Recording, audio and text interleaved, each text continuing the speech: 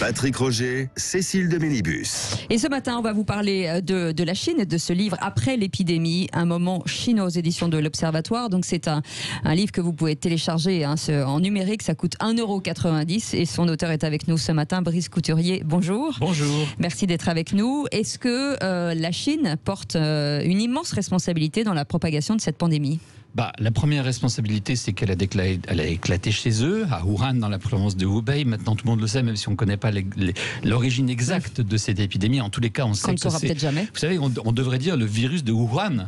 Après tout, on dit Ebola, c'est le nom d'un fleuve en République démocratique du Congo. La RDC n'a jamais protesté contre le fait qu'on appelle Ebola, le nom d'un fleuve de chez elle, un virus qui était né chez elle. Mais les Chinois sont beaucoup plus sensibles, susceptibles, et donc il ne faut pas dire le virus de Wuhan, sinon on est traité de raciste et de xénophobe. D'ailleurs, il disait pneumonie au début. Il disait la pneumonie. Oui. Donc ils portent une responsabilité énorme parce qu'ils ont dissimulé pendant longtemps l'existence de ce virus. Il y a eu, comme on sait, des médecins courageux, lanceurs d'alerte, qui ont payé de leur vie, qui ont été mis en prison pour avoir dit qu'il y avait un virus nouveau qui était apparu là-bas.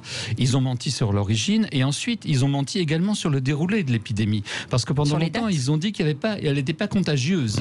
Pendant une quinzaine de jours, ils ont prétendu qu'elle n'était pas contagieuse. Et l'OMS, l'Organisation mondiale de la santé, a repris la propagande chinoise parce que le président de l'OMS est un communiste éthiopien très proche du régime chinois. Donc il y a une première responsabilité là sur l'origine. L'OMS n'a pas diffusé l'information. Longtemps. Alors, le truc intéressant à savoir, c'est que Taïwan, qui est donc la République chinoise indépendante de Pékin, le 31 décembre, a prévenu l'OMS officiellement à Genève qu'il y avait une épidémie dangereuse, qu'elle était contagieuse. Mais l'OMS, sur ordre de Pékin, a refusé de transmettre. Vous savez que Taïwan a été exclu de l'OMS, puisque les Chinois refusent absolument que Taïwan ait le moindre statut diplomatique dans le monde entier. Et on n'a pas le droit d'avoir une ambassade à Taïwan, sinon les Chinois ferment la vôtre à Pékin. Mais enfin, à Taïwan, cette république démocratique chinoise avait prévenu le monde entier le 31 décembre via l'OMS et cela n'a pas été transmis par l'OMS. Donc voilà, il y a une série de dysfonctionnements gravissimes de la part de Pékin parce que Pékin a une tradition, comme tous les régimes communistes, de refuser la circulation libre de l'information, de refuser la transparence et puis il y a un autre problème typiquement communiste, c'est que dans les régimes communistes, ce ne sont pas des responsables compétents qui sont nommés, mais des gens fidèles au parti. Et les autorités sanitaires de la province de Hubei, on l'a vu par la suite, étaient parfaitement incompétents. Mais ils étaient fidèles au grand leader Xi Jinping. Oui, il y a toujours là-bas, et c'est ce que vous dites dans votre livre, une machine à propagande extrêmement efficace, quoi. Alors ça, c'est la deuxième grave responsabilité chinoise, c'est qu'on n'avait pas l'habitude jusqu'à présent on avait l'habitude que les Russes, avec leurs usines à bottes, essayent d'hystériser le débat public dans nos vieilles démocraties tellement menacées par l'illibéralisme. Mais on n'avait pas connu une offensive pareille de la part de la Chine. On n'avait jamais vu ça. Les Chinois ont utilisé des millions de faux sites à travers le monde pour répandre une propagande incroyable, laissant croire que l'origine du virus était en Italie.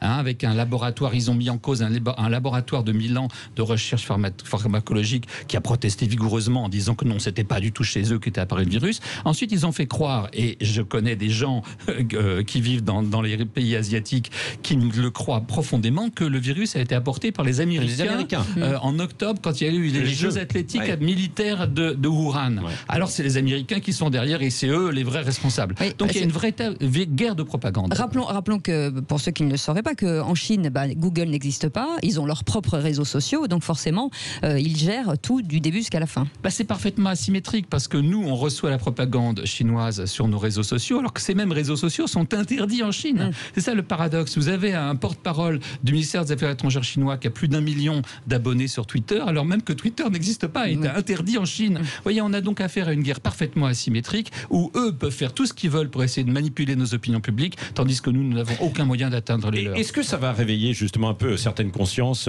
notamment politiques, ici un peu en Occident, sur la Chine, où parfois on les a laissés ces 15 dernières années en se disant, d'une part, c'est eux, les usines du monde sont là-bas, d'autre part, on ne pourra pas faire sans les Chinois, donc on a fermé les yeux sur beaucoup de choses quand même. Écoutez, le problème, c'est qu'en Europe en particulier, alors on a deux problèmes. Un, c'est que le président américain est parfaitement incompétent et donc il a assumé aucune forme de leadership du monde libre, je dirais, face au virus. Contrairement à ce que Obama avait fait pour l'Ebola. Obama a pris et George Bush, les deux. Face à l'Ebola, George Bush comme Obama ont été les leaders véritablement de la lutte contre l'épidémie. Là, Trump a été incompétent et il a fermé son pays et il nous a pas aidés. Et même sur les mesures à prendre sur le plan économique pour la relance, il a relancé de son côté, nous d'une autre. Bon, mais il y a un deuxième problème, c'est que l'Europe est profondément divisée face à la Chine. Vous avez des hommes politiques comme Luigi Di Maio en Italie, qui est un pro-chinois avéré, probablement payé par le régime de Pékin parce qu'ils achètent leur la fameuse route de la nouvelle route de la soie en même temps. Route de la soie.